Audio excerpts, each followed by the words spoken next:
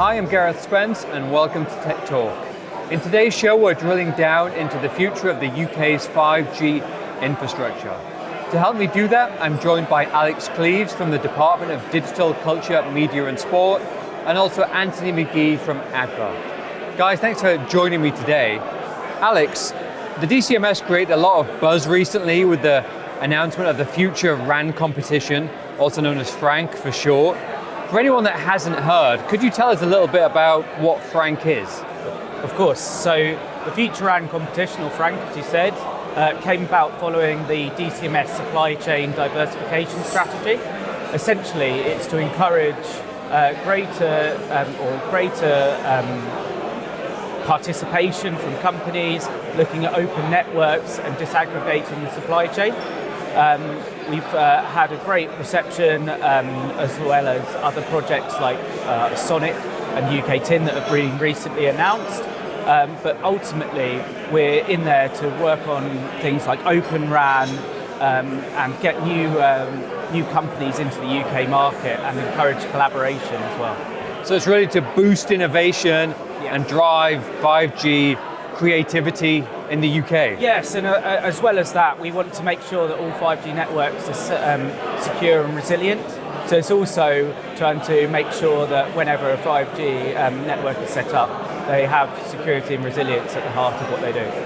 And has the response from the industry at large been positive? Yes, so we've had a really positive response from industry. We've got 14 projects from the Future RAN competition that shows the kind of scale and breadth of people that have bid in.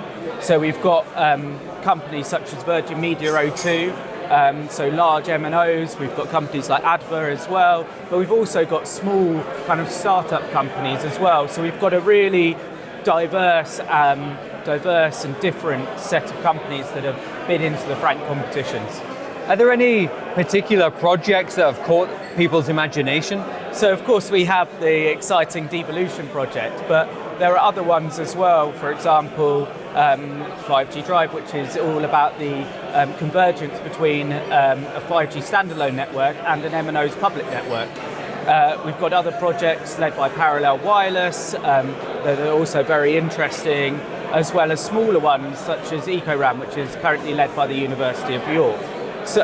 University of Leeds, sorry. So there's a lot of difference in the projects themselves, which makes them really exciting.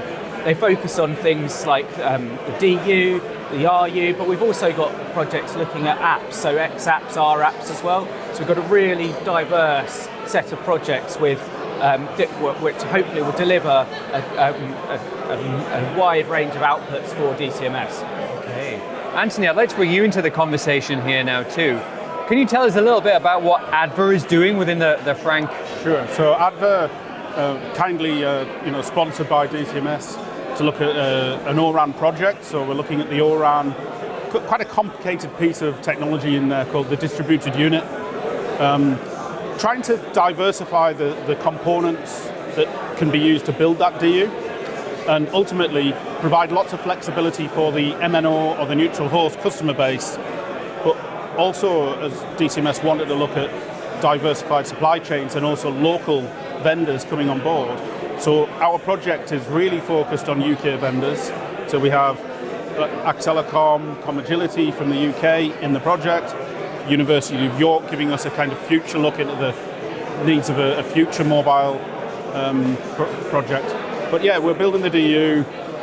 Collaborating with other DCMS projects is a really important piece, right? So we're talking to those other DCMS projects as part of the FRANC cohort and working with them to see how we can build a complete network. I understand that levelling up is an important part of this as well for the north of England especially. Anthony, can you tell us what ADVA is doing in York to help with this? So in our office in York, we've just renovated the building, put some new labs in place. So we're just about to build that into an O-RAN network. We're going to turn that on in the coming weeks. And basically, longer term, what we want to do is the whole project will be funneled through that York office. But it's really a way of bringing new talent to our company. So approaching the universities, academic partners, but actually maybe going even lower than that, undergraduate level. So even school leavers, we're happy to try and take people at every level of skill set into this organisation to build their skills on the project, and I think it's a classic learning project for those kind of people. So this could potentially bring more jobs and interests to York. Yes, that's the intention. Yeah. Okay, gentlemen, thanks for joining me today and for going deeper into the 5G landscape.